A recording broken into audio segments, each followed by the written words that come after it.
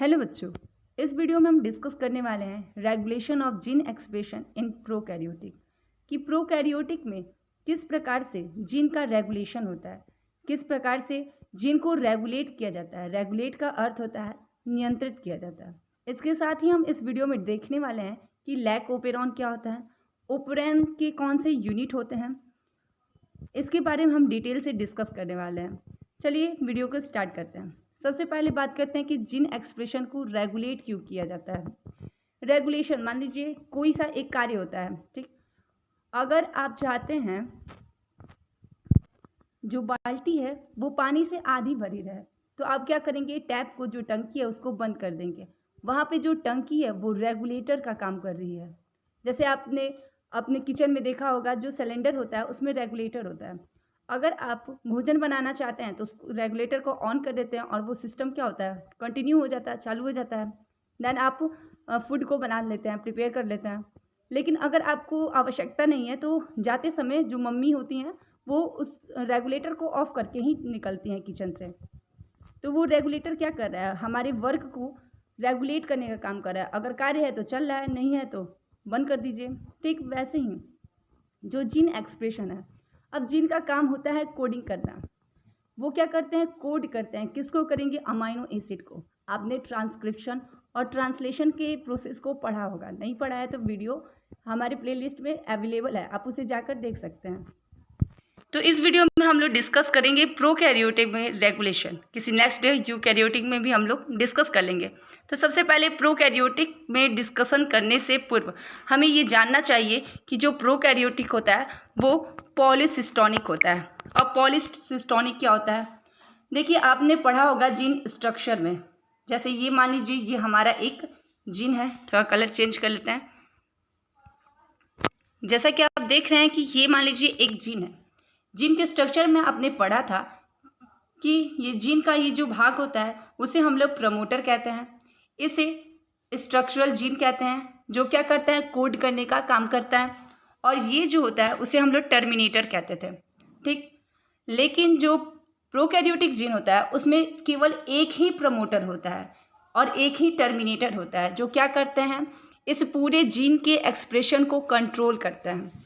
तो इस पूरे प्रोसेस में केवल एक ही प्रमोटर होगा, ठीक, जो क्या करेगा, पूरा कंट्रोल और स्टिमुलेट भी कर सकता है, उसे एग्री भी कर सकता है और उसे डिसएग्री भी कर सकता है कि इस वाले प्रोसेस को रोक दो। उससे पहले हम थोड़ा सा अपना बेसिक क्लियर करेंगे। चलिए सबसे पहले बात करते हैं जो हमारा सेंट्रल डोग्मा प्रोसेस होता है उसके बारे में। सबसे पहले देखिए, जो डीएनए होता है, डीएनए से हमारा आरएनए बनता है, ठीक। ये तो आप सभी जानते हैं, लेकिन ये बात आप शायद कम ही लोग जानते होंगे कि जो डीएनए होता है, जो ट्रांसक्रिप्शन प्रोसेस होती है, उससे किसी भी टाइप का आरएनए बनता है। चाहे वो एमआरएनए हो सकता है, टीआरएनए हो सकता है, आरआरएनए हो सकता है, एसएनआरएनए हो सकता है। हर तरह के आरएनए का निर्माण होता है। लेकिन जब आरएनए से जो प्रोटीन बनती है उसमें केवल और केवल एमआरएनए ही पार्टिसिपेट करता है। अर्थात जो एमआरएनए होता है वो केवल बस एम ही आरएनए है जो प्रोटीन का निर्माण करता है। अदर आरआरएनए और टीआरएनए तो होते हैं, लेकिन वो क्या करते हैं, सहायता करते हैं उसको एक्सक्लेशन प्रोसेस में। इसकी भी वीडियो प्लेलिस्ट में है। तो एक्सक्लेशन प्रोसेस में बस ये हेल्प करते हैं टी और आरआरएनए, लेकिन जो मेन काम करता है वो कौन करता है, एमआरएनए करता है। चलिए आगे स्टार्ट करते हैं। चलिए इसके डिफिनीशन के बारे में बात कर लेते हैं। Prokaryotic arrangement of multiple gene under the control of single promoter. एक सिंगल प्रमोटर जो होता है वो मल्टीपल जीन, बहुत सारे जीन को क्या करता है, कंट्रोल करने का काम करता है। इसी अरेंजमेंट को हम लोग क्या कहते हैं, regulation of gene expression in prokaryotic. अगर आप इसका दूसरा डिफिनीशन लिखना चाहते हैं तो लिख सकते हैं, a clustered of functional related gene. Functional related मतलब जो एक ही प्रकार के कार्य को करते हैं उसे हम लोग कहते हैं फंक्शनल रिलेटेड। क्लस्टर का अर्थ होता है गुच्छा, मतलब एक समूह में रहते हैं। That are controlled by a shared operon. यहाँ पे शेयर्ड की जगह पे आप कॉमन भी लिख सकते हैं। केवल एक ऑपरेटर के द्वारा, सॉरी ओपेरॉन बोल दी, ऑपरेटर के द्वारा इसे क्या करता है, कंट्रोल करने का काम करता है। ठीक, अब हम लोग डिस्कस करने वाले हैं ओपेरॉन के बारे में। और वो कौन सा ओपेरॉन, तो लैक ओपेरॉन। जो लैक ओपेरॉन होता है उसके कॉन्सेप्ट को सबसे पहले जैकोब और मोनार्ड ने, जो दो क्या किया था, इसे प्रपोज किया था। ठीक, और कब किया था, 1961 ईस्वी में। और सबसे पहले किस चीज़ में किया था, तो ई कोलाई में। कौन से में, एस्क्रिशिया कोलाई, ई कोलाई। ये एक प्रकार का प्रोकैरियोटिक ऑर्गेनिज्म है जिसमें उन्होंने क्या किया था, देखा था। ठीक, ये तो प्रोसेस पहले से ही होती है, लेकिन इन्होंने केवल ऑब्जर्व किया था। ये नहीं कह सकते कि उन्होंने डिस्कवरी की थी, बस उसे ऑब्जर्व किया था। देखिए, ये जो यूनिट होती है वो सात प्रकार के इसमें जीन पार्टिसिपेट करते हैं। सबसे पहले पी, जिसे हम लोग कहते हैं प्रमोटर। आई, इसे हम लोग कहते हैं पी। जो पी है यहाँ पर, वो क्या होता है, प्रमोटर को इंडिकेट करता है। आई इनहिबिटर जीन है, यहाँ पे पी प्रमोटर है, ओ ऑपरेटर। ठीक, ये ऑपरेटर है। और ये जो ZYA है उसे हम लोग कहते हैं स्ट्रक्चरल जीन। ये क्या है, स्ट्रक्चरल जीन है। चलिए तो डिस्कस करते हैं एक एक करके। देखिए, ये सीक्वेंस वाइज है। अगर आप एक भी सीक्वेंस को इधर उधर कर देते हैं तो ये आपका गलत हो जाएगा। इसी पे प्रोसेस होने वाली है और बहुत ही आसान तरीके से मैं बताने वाली हूँ। तो देखिए, इसे एक ट्रिक के माध्यम से आप आसानी से याद कर सकते हैं, क्योंकि सीक्वेंस है ना, और इसमें सीक्वेंस अगर इधर उधर भी हो जाता है तो ये गलत हो जाएगा। तो उसका ट्रिक है PPOZYA, जिसे आप कहते हैं PPOZYA भी बोल सकते हैं। अगर आप इसे 3 बार बोलेंगे या रिवाइज करेंगे तो तुरंत ही आपको याद हो जाएगा। चलिए तो बात करते हैं स्ट्रक्चरल जीन क्या होता है। जो स्ट्रक्चरल जीन होते हैं वो mRNA के फॉर्मेशन का कार्य करते हैं। अर्थात ऐसे जीन, ऐसे DNA सीक्वेंस जो क्या करते हैं, एक अमाइनो एसिड को कोड करते हैं, उसे ही हम लोग कहते हैं स्ट्रक्चरल जीन। मैंने कुछ देर पहले आपको बताया था कि मान लीजिए ये क्या है, एक जीन का स्ट्रक्चर है। जीन में क्या होता है, प्रमोटर होता है, उसके बाद क्या होता है, टर्मिनेटर होता है, लास्ट में यहाँ पे टर्मिनेटर, और इस वाले भाग में प्रमोटर, और बीच वाला जो होता है वो क्या करता है, कोड करने का काम करता है, mRNA का फॉर्मेशन करता है, और ये mRNA प्रोटीन का निर्माण करेगा। तो ये जो प्रोसेस होती है वो क्या, स्ट्रक्चरल जीन का उसका उत्तरदायी होता है, वही ये सारी प्रोसेस को करता है। तो जो इसमें लिखा हुआ है कि 2 segment which are responsible for the formation of mRNA is known as a structural gene. ऐसे सेगमेंट, ऐसे DNA सीक्वेंस जो क्या करते हैं, mRNA के फॉर्मेशन में हेल्पफुल होते हैं, उसी को हम लोग कहते हैं स्ट्रक्चरल जीन।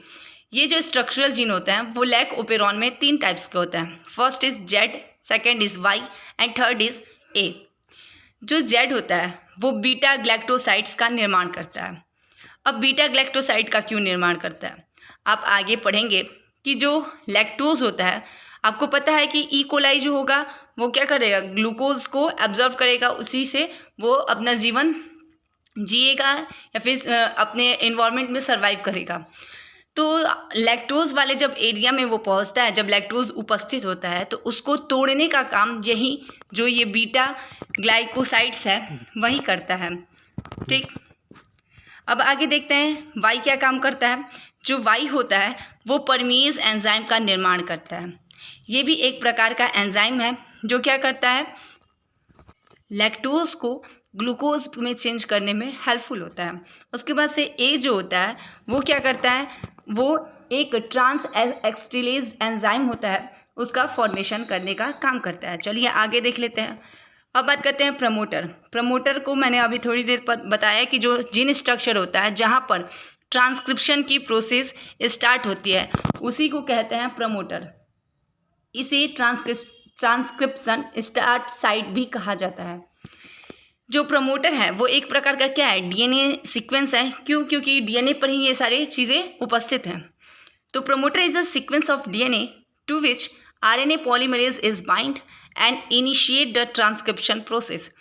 जहाँ पर आरएनए पॉलीमरेज एंजाइम क्या करता है, बाइंड करता है, जुड़ता है और इनिशिएशन की जो प्रोसेस होती है वो स्टार्ट हो जाती है। ट्रांसक्रिप्शन में मैं बता दूं कि 3 इस फेज़ होती हैं। First is initiation, second is elongation and third is termination. तो जो इनिशिएशन स्टार्ट फेज़ होती है उसमें क्या करता है, आरएनए बाइंड करता है।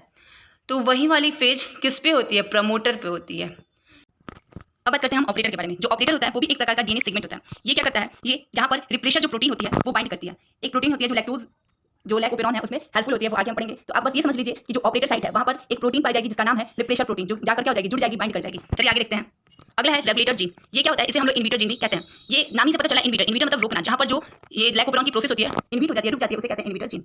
ठीक, ये इनविटर जीन क्या होता है, ये क्या करता है, किसी भी जो हमारे प्रोटीन बन रही थी उसको क्या करता है, रोकने का काम करता है। लिखा है कि inhibitor gene is the regulator gene of lac operon. Inhibitor gene जो होता है वो लैकोपेरॉन का क्या होता है, रेगुलेटर जीन होता है, which is inhibit the structural gene for formation of beta glycosides, permease and transacetylase. ये क्या करता है, जो स्ट्रक्चरल जीन जो भी कार्य करती है, जितना भी उसका फंक्शन होता है, फंक्शन में स्ट्रक्चरल जीन 3 टाइप्स के होते थे, जेड, वाई, ए, और तीनों का अलग अलग एंजाइम क्या करते थे, रिलीज करते थे या फॉर्मेशन करते थे। उन तीनों जो एंजाइम्स हैं या जो तीनों प्रोटीन हैं उसको रोकने का काम रेगुलेटर जीन का होता है। अब बात करते हैं इंड्यूसर। इंड्यूसर क्या होता है, लैक्टोज इज अ इंड्यूसर। जो लैक्टोज है वो खुद ही एक प्रकार का इंड्यूसर है, विच इज अ सब्सटेंस। ये एक प्रकार का क्या है, सब्सटेंस या पदार्थ है। And bind with operator.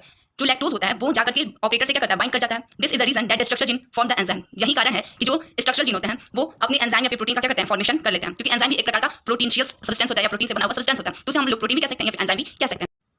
Lac operon के फंक्शन के बारे में हम नेक्स्ट वीडियो में बात करेंगे, क्योंकि ये वीडियो ज़्यादा लेंदी हो जाएगा और ज़्यादा लेंदी वीडियो कोई भी देखना पसंद नहीं करता है। तो हम इस पूरे जो टॉपिक है उसे 3 पार्ट्स में डिवाइड करने वाले हैं।